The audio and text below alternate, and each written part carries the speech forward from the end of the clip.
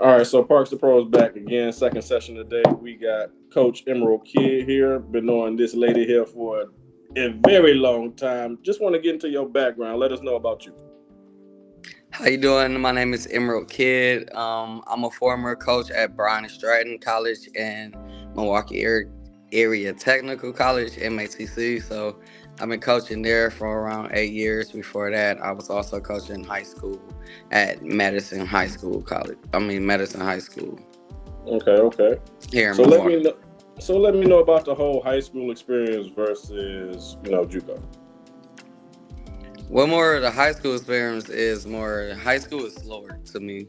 Mm. So with that being said, that we don't have a shot clock and high school. So when you get to college, and it's a whole different level of fast pace with for like high school where you can spread the floor out and you can actually take time to make up a set. No matter if it's a minute or two, you still had that time. Where in high school and college, you got what 35 seconds, 30 seconds to figure it out. So it's more so the game and the pace.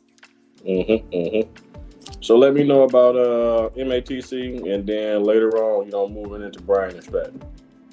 Well, when I was at MATC, I actually played for MATC for 2 years. I ended up going there when I was more so like 26, 27, and I played there for 2 years, which the year before I played there, they only won one game, I believe, if I'm not mistaken. So the Mm-hmm. year that I had came in, we won 6 games. So that was like a stepping stone where from us winning one game, now we win 6 games a year. So we end up improving that. And the following year, everybody ended up leaving except me and Coach Jeff and Coach John's coach that was there. They ended up rebuilding the program, and we ended up turning the program from 2-6-22 to 22-6 within the next year. So it was real fun to just watch the program like succeed within a year of me playing ball. So that was pretty cool, and I ended up catching a scholarship at 29, and I ended up going to Calumet Casa St. Joseph, which I didn't like it, but I had a lot of schools, but that was like the school that was a little bit closer to me, which that was only like 2 hours away from home. So if I can leave at 7:35, I get there at 9:35, which to me that was perfect. So instead of me going to the West Coast or the East Coast, I just decided to go there. Which when I got there, the coach ended up quitting.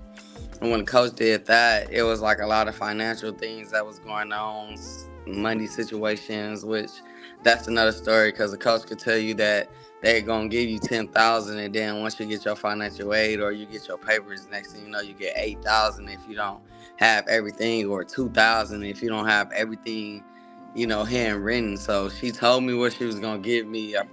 When I got it, it didn't happen. So I ended up coming home. And when I came home, I ended up starting back coaching at MATC. So that's when I started coaching college at MA. Mm-hmm. So Mm-hmm. that's how I got there. Yeah, unfortunately, that happens too much.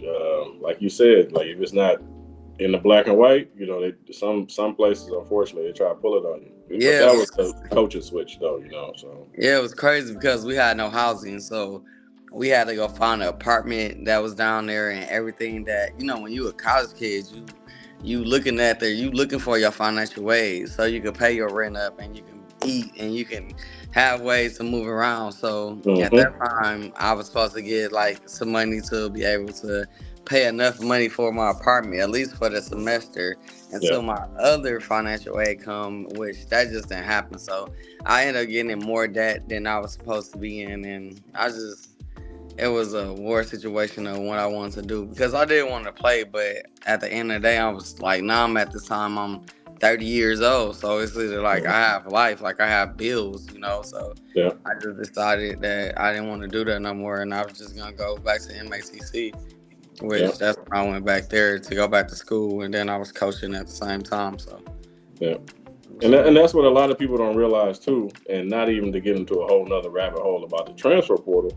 That happens to a lot of kids. The reason why they enter the portals anyway, because you got people that's on the sideline like, hey, why is all these kids in the portal? What if the coach got fired?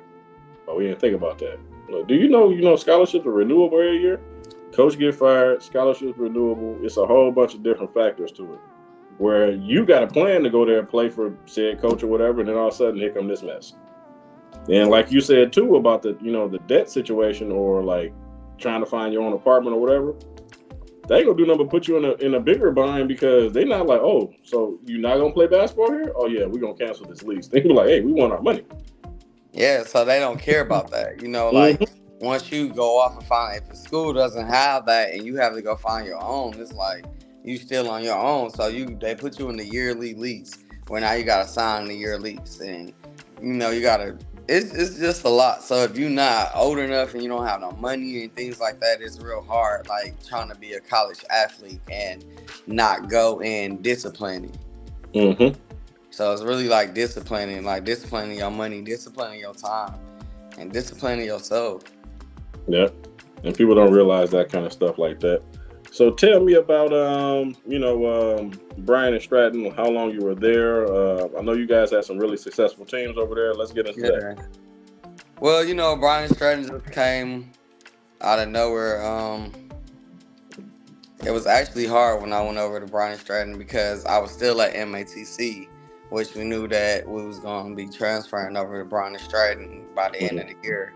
So now I had to recruit for 2 teams because I didn't want to just leave MATC out of there, like, whatever, I'm going over here and we're not going to think about that. So I was still like kind of recruiting for 2 teams. And by being a new school, it was kind of hard because now we're trying to start a program up from scratch where it like just to have not one player where a player can come in and be like, I want number 24, and you like you got number 24. I want 12. Oh, you got number 12. So you have first picks of everything, which it was kind of fun, but it was still kind of challenging because now you starting the team from scratch. So now you got to figure out, okay, what kind of center I want, what kind of big man I want, what kind of guard I want, what kind of flow do I want to bring to it, which it was and then now the good thing about Bryant and Stratton, which we left really MATC and to go to Bryant and Stratton because it was a Division II and they was able to have scholarships, which that was a big impact on myself and Coach Jeff and Coach John, was they was able to have scholarships, which that's what we wanted because it's all about the kids, make sure that the kids have scholarships and make sure that they don't have debt and they have college education paid for. So and at the time, like, and Bryant and Stratton had more one-on-ones because it was a small school, which at the time they only had a class of 15, no more than 20 kids at the time. So any kid that was in there, they wanted any one-on-one challenges, or if they wanted one-on-one with counseling or tutoring or anything like that, it was more so like, okay, yeah, this is a big deal. We can see that we can go pull kids that we really wanted, because while we was at MATC, by us not having no scholarship, we couldn't get the kids that we wanted. We wanted high impact kids. We wanted the top kids that was in the city or the surrounding area. So we knew to get those kids that we had to have some money and we had to get scholarships. So that was a real plus of going to Bryant Stratton. But then like 2 years later, MATC able to give scholarships. So it's like, yeah, and then they become D2. So it's like, wow, so that was a big impact that I like going over there at Bryant Stratton because we was able to give our scholarships. And so now I can go get the kids that I really want because I have money to give any kid a full scholarship. I got you, give you a 3/4 of a scholarship. Anywhere I go, I still be able to give you something where your financial aid will cover anything you want and you don't be in debt, So that was like the good thing about going over there. And I liked their system at the time when I was there. So it was real cool. Yeah. And that was the thing too, me being on both sides of that. When I first started coaching, D2 JUCO, but we had restrictions on what we could do. Yeah, it's hard when you coach in Division III. Even like NCAA D3, it's way harder to coaching than if you're doing NCAA D2 or D1 because they able to give out scholarships, and now you want to D3, you have to tell them like, well, I can give you an academic scholarship, and you have to make sure that you have this amount of grades, and you have to make sure that this, where you still have to do that with a sports scholarship. Is just a simple fact that now it's guaranteed. Yep. So it was more so of the guarantee. And the moment we could tell kids like, yeah, we can give it to you, huh? Yeah. I mean, when I was recruiting, I had kids. They was like, and I was like, "Hey, I want you to come with me." They're like, "Where, MA?" And I'm like, "No, Brian Stratton." But it was just because MATC wasn't able to give out scholarships, you know. So now Mm-hmm. that they able to give out scholarships, it's real cool. Like I can see, and which I like it because I also want to coach for the Wisconsin because it was at a point in time where they didn't want no JUCO kids to go to Milwaukee or go to MATC Mm-hmm. or go to Brian Stratton or anything like that. Like when I got to Brian Stratton, they kept saying it wasn't accredited school. So now I'm going back and forth with people about it being credited, and it was just it was just crazy because they didn't know the system that we had here. They didn't understand that we have a real JUCO here. It's just up to y'all guys to understand it. Yep. So once they realize, okay, yeah, they really do.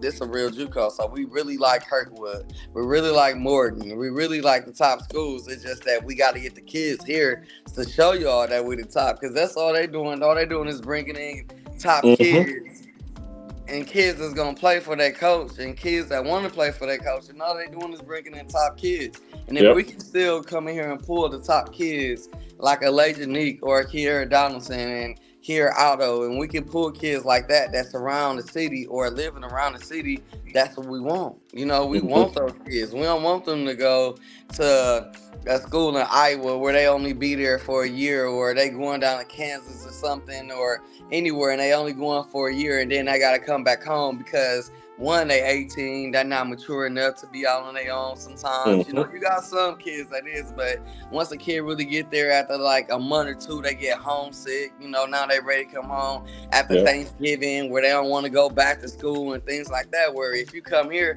for the 2 year, you don't got to do that. You can mature, and now you ready to go because you been here 2 years. Now you done mature. Now you can go somewhere. So that was a real good thing about getting the kids from the city and making sure that they know that they can stay here and they can play. Yep. So that's what I really love, that I was able to go to these city schools and go pick up top kids and give them a home to stay at home and play. Where they Mm-hmm. family can see them and they ain't gotta drive 4 5 hours away, and all they gotta do is drive no more than 20 minutes. To see your daughter or see your son play or something. So that was real Yep. cool. So, Yeah, and more of that needs to happen because that's the whole thing about the community college. Yeah, we're gonna get some kids from outside the community because it's hard to just build within the community. We get that, yeah. but just what I'm saying, that might be 2 or 3 kids, max 4 usually. And Just so if the kids around. That's all. Brian and Stratton, to be honest with you, like Brian and Stratton, you can actually get a degree. You can get your bachelor's degree in 30 months. Mm-hmm. So if you a kid coming there and you go to school in the summertime, when you leave me, you can go get your master's. Mm-hmm. Now that doesn't happen in the JUCO world. No, heck no. So that was like one of the goodest. That's like the best things that I could ever think of to get them go there. Like you can actually get your bachelor's in 30 days, and I mean 30 months. Sorry about that. And actually, like COVID season helped a couple of my players because they was able to get their bachelor's, and now they able to work anywhere they want to because they got their bachelor's in 30 months. Mm-mm. That's crazy. So they do got a real good system that's over there that you can do that. So Yeah. they like I be telling these kids like stay home, find somewhere home unless you really really gotta go. Unless Yeah. you really gotta go. If you an hour away, that's fine. But Mm-hmm. when you start like Madison will be a good college for kids that's in Milwaukee or somewhere. Yeah. Somewhere where you was at, like in Illinois, in the beginning part of Illinois is no farther than Chicago because now some kids get homesick. But you Mm-hmm. don't want to do that because now you coming home, which you could have just stayed home after the coach already recruited you since you probably been a sophomore or something, but you decided to leave and now you coming back to that coach saying you want to come back. Yep. Yep. And that done happened too, where you got kids that come back, but then you got good kids like Jasmine Drake that was a good kid that came with me my first year that seen potential in the school, that knew that the school would be good for her. So it just all depends on like what kids that want to come with you and how you want to set your tone. Yep. Yep.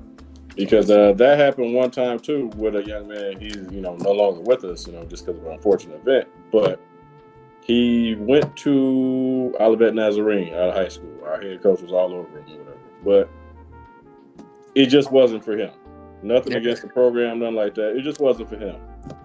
But he called us and was like, hey, can I come back? Let's talk.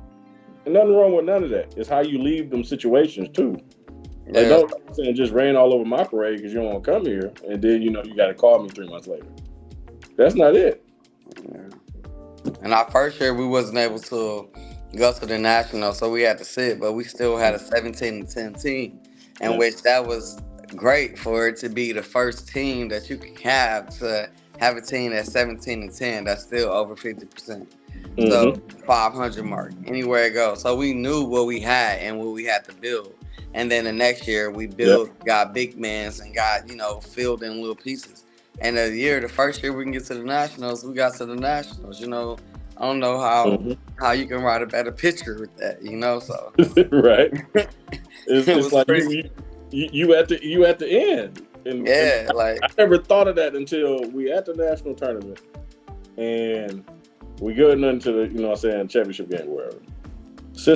Another assistant coach is like, hey, you know what? You guys realize who you are right now? Everybody's looking with this confused face. It was just kind of like, there's only 2 teams playing tonight. You're one of them. You better give it a show. And he just kind of walked off. He would always just hit you with something, just stroll off. Like, what is he talking about? Okay, I get it now. But like at that time, what is he talking about?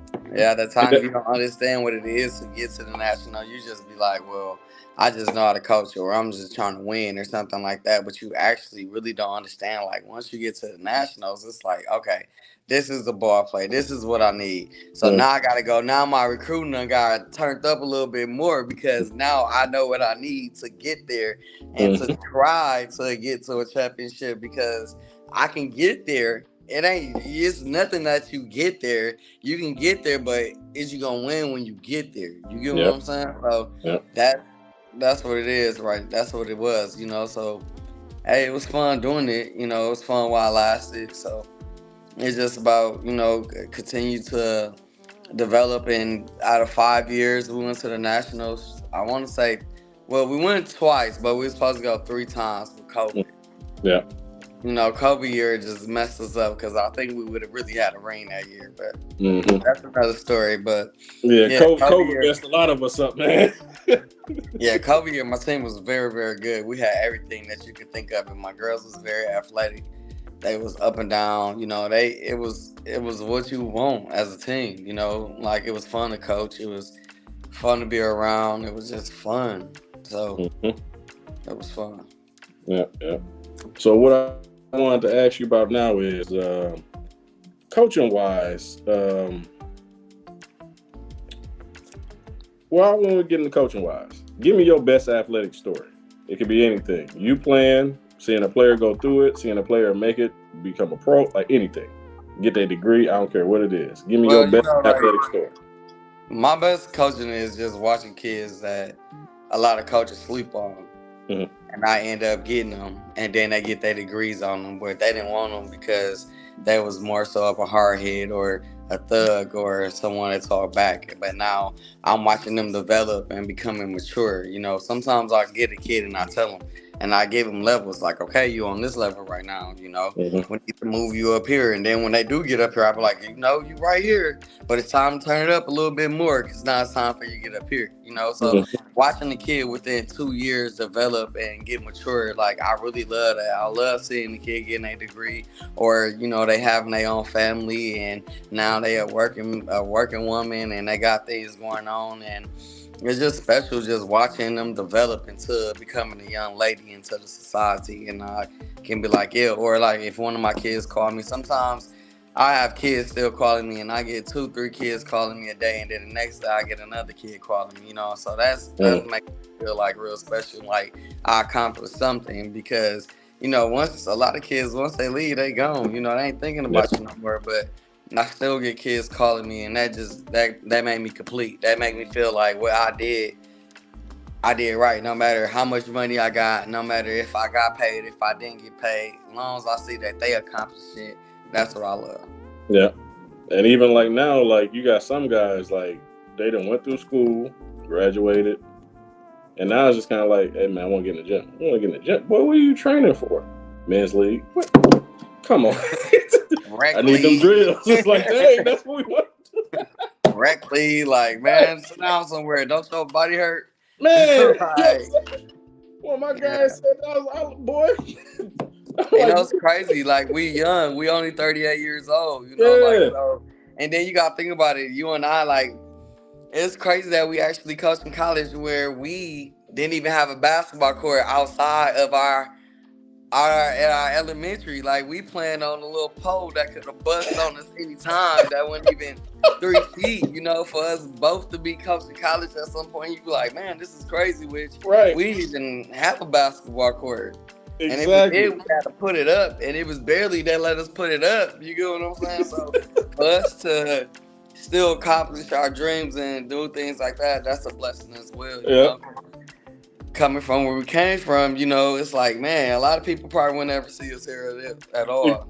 Exactly. They counted us out. I'll make you laugh about this. This right here is still broken because of that pole. You can hear it click. You know, you always be trying to dunk on the pole. It was so little, trying to just... And then you can't, like, I drive past it now, like, now they got it covered up with, like, some metal thing on there because I'm pretty sure little kids are still trying to play basketball on that pole for a long time. So. Man, like, just thinking back to that stuff, like, just recess was everything. It's just kind of like, all right, finally we get a chance to get away. But then, like, in hindsight, like, the teachers we had, too, like, getting away from it, some of them conversations, too, like, dang, I didn't understand that one. No, and after you got older, you know what I'm saying? That's why we do what we do right now, because we always had, like, concerning teachers. We always had good teachers. You know, elementary teachers is very important to your life growing up. You know what I mean? So we had teachers that gave us discipline. We had teachers that gave us love. You get what I'm saying? Like, we had teachers that stick. And, like, right now that I teach fourth grade, you know, like, that's just how I am too. Like, I'm more of a Miss Betty. You know what I'm saying? Miss Illy, no matter Miss Taylor, you know, one of them. You get what I mean? Because I'm still strict, but I give good love where they just love me, you know, where they just know they love me. You know, it's crazy. Mm-hmm. And it's just good to, like, feel that rewarded feeling. And it's not like we even chasing that. It's just kind of like, dang, okay, I did a good job with you. Or, you know, like, we feel like all of them did a great job with us. Even right now, I'm coaching my 4th, 5th grade team, and I'm just, from the time that I done start coaching from December to now, I'm like, wow. You get what I'm saying? Like, I see the develop, I see they shot, I see the way they making their layups now, you know? So, like, I'm seeing them at the free throw line, and I've seen them doing 1-on-1s, and I just be looking like, boy, you couldn't do that about 4 months ago, you know? Like, I'm teaching them, but they also say, like, I'm doing stuff that we still was doing when we was at basketball practice. I'm at 100 push-ups. I'm at 80 push-ups right now. Like, I'm still doing everything. And once you get in these kids' head, now they're in the 4th grade, and they can see they self-developing, and they getting better. And now you can see their little chest and their shoulder getting big, because now they actually doing the push-ups. They actually doing the sit-ups. They actually doing the walls, you know? So it's like, it's just wild, just watching them develop, you know, just any kid develop, you know. This is what I do it for. This what it's about. It's all about just the growth and just being happy with them and just watching them be happy. And I just love it, man. Yep. And that's like you just said with the push-ups and seeing their development. I got one kid right now. He plays for my 17-year. We're in Minnesota 3 years ago, right? So they're, you know, 2 years behind the other group I had. So we're up there, and he's sitting out because he's hurt. And I'm like, hey, they're running this offense, da-da-da. This is what y'all going to have to do to stop it. But you a guard being hurt. I was like, why don't you coach your teammates while you're hurt? But give them encouraging words, right? So that's what he starts doing. And now, any time there's a tournament, and he comes out the game, he grabs the clipboard, comes and looks at me like, hey, can you explain what offense they're running so I know where to be so I can pick off passes? That's what I'm talking about. It's just upstairs in your head now, so that way you can be a next level guy. Because it's not just about how athletic you are. It's about you just knowing that you can put yourself in the right spot at the right moment, so that way you can make something happen that's, you know, that you want to do for your teammates. No different than the ladies doing, you know what I'm saying? The extra, do the extra. Whatever it is, do the extra so you can be exceptional. That's all it is. Yeah. Gotcha. So only thing I had left for you was a trophy time, and the reason I gotta give you a trophy time situation is just because I know you training and I know you do stuff like that, but I want people to know where they can find you from my audience standpoint. Well, my name is Emerald. No,